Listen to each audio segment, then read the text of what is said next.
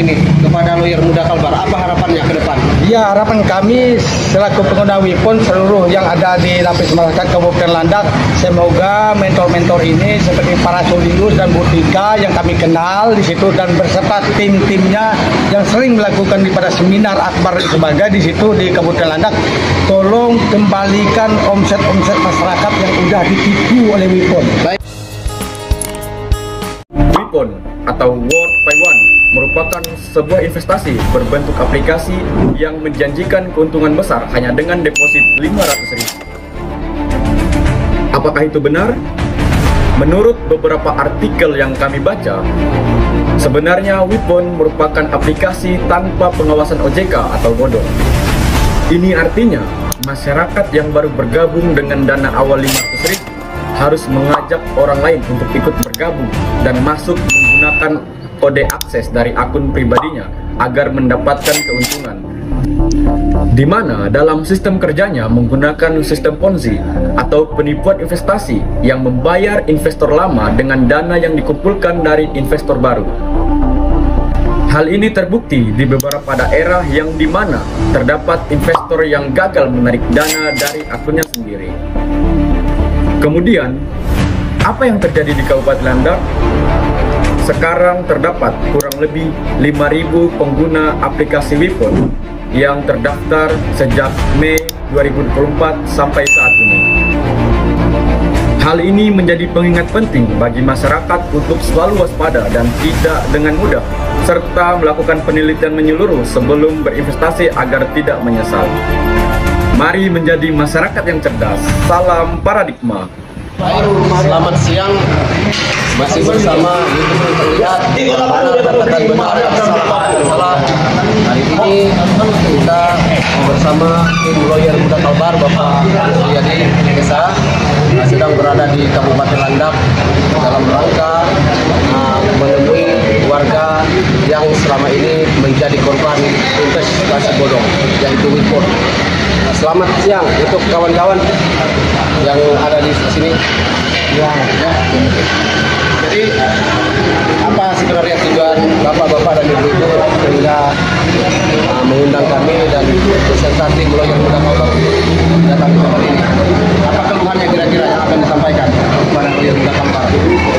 Kalau untuk saya pribadi atas nama Januris Kono, sebenarnya keluarnya pada dasar awal investasi dompet digital Wipon ini dilaksanakan di Landak, dijalankan, dimulukkan, artinya mendapatkan uang dengan pendapatan setiap hari sebesar 20%. Tapi nyatanya pada sidang waktu berjalan sebulan 2 bulan dia iya bisa ditarik dan lain sebagainya.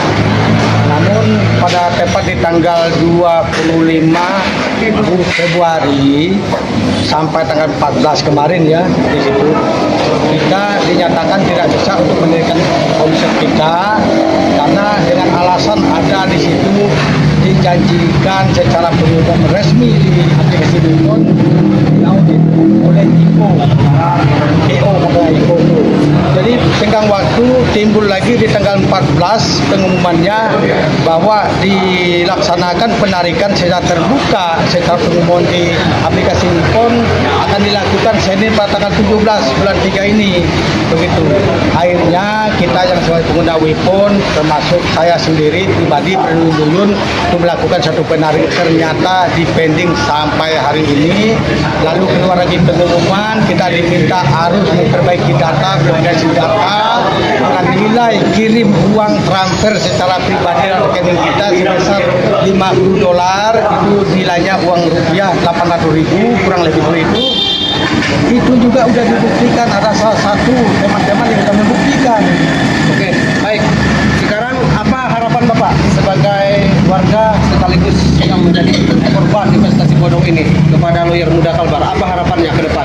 Ya, harapan kami selaku pengguna Wipon seluruh yang ada di lapis masyarakat Kabupaten Landak, semoga mentor-mentor ini seperti para Solidus dan Butika yang kami kenal di situ dan berserta tim-timnya yang sering melakukan pada seminar akbar sebagai di situ di Kabupaten Landak, tolong kembalikan omset-omset masyarakat yang sudah ditipu oleh Wipon. Baik, kita kembali ke Bapak Rusliari sebagai kuasa hukum masyarakat. Baik, terima kasih. Merdeka. Merdeka. Jadi kurang semangat ya kan, tapi tidak masalah. Ini jadi pengalaman dan pembelajaran buat ini semua. Pada prinsipnya investasi kan mesti paham dulu, harus garis bawahi. Namun di investasi pasti akan ada risiko. Nah, kebetulan hari ini kawan-kawan Bapak Ibu ya kan, saudara saya juga kan di Landa. Nah, berkumpul bersama dalam rangka nanti kita akan membuat laporan bersama. Ini yang hadir kurang lebih 100 orang. Sebenarnya kalau dari daftar hadir kami mantau itu di atas 200, tapi nggak masalah. Yang ada cukup mewakili, karena pada prinsipnya investasi Wipon, dompet digital, ini kan investasi yang sudah kami duga dari awal masuk sudah berpotensi akan merugikan masyarakat. Nah, cuma sangat disayangkan memang sudah terlanjur terjadi dan mau kata apa lagi kan. Nah, maka hari ini harapan kita Bapak Ibu semuanya, banyak yang WA per orang tuh WA satu persatu agak susah dijawab ya, tapi karena memang banyak yang ngadu baik di kantor Pontianak maupun melalui via telepon. Nah, makanya kami sepakati kemudian di Kelis hari ini jam 2.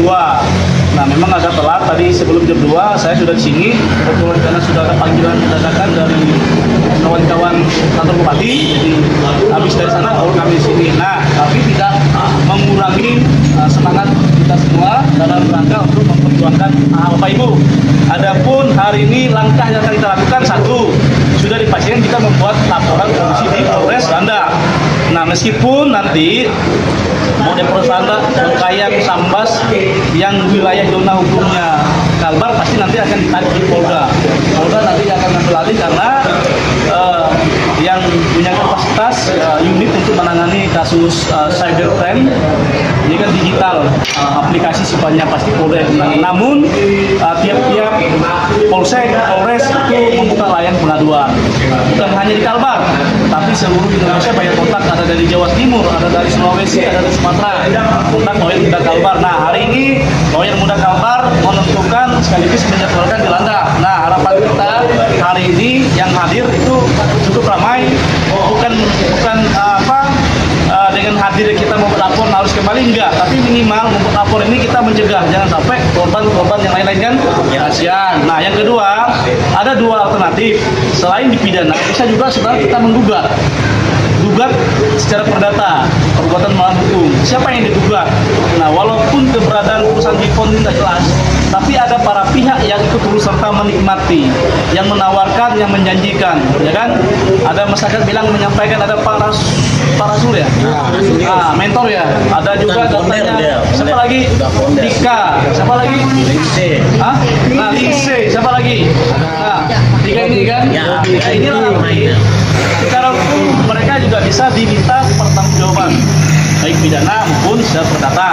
Makanya sama-sama jadi kawal bersama, Bu. Siap? Nah, jadi tanpa berpanjang lebar langsung saja ya. Jadi berangkat ke Polres, kita berangkat bersama-sama membuat laporan di sana.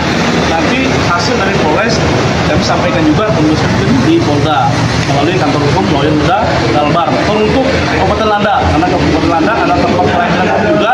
Kasihan warga-wargaku yang hari ini menjadi korban Wipon, ada yang minjam CU, ada yang minjam bank, ya kan? Ada yang minjam penari, ada yang minjam koperasi hanya untuk investasi Wipon, ya kan? Ada yang jual mobil juga, ada yang jual tanah kan gitu. Ada yang minjam kan? Nah, ada jual HP di Wipon. Nah, jadi, ya kan, ada jual emas, ada yang jual ini ya gitu. Oleh sebab itu, jangan sampai korban-korban yang lain itu bertambah. Itu yang mau harus cepat kita antisipasi, kita potong sip, gitu ya? Ya. Oke. Baik, ada enggak Bapak pengacara ataupun kuasa hukum ada atau tidak pesan-pesan kepada perusahaan murid supaya jangan sampai bertindak bertindak di luar ya. Ini sebelum untuk Bapak Ibu, warga kita semua yang ada di Kabupaten Landa, sebelum melakukan yang namanya investasi, tolong dipelajari dulu, ya kan? Asal usul perusahaannya, pahami dulu seperti apa bentuk investasi, kan gitu.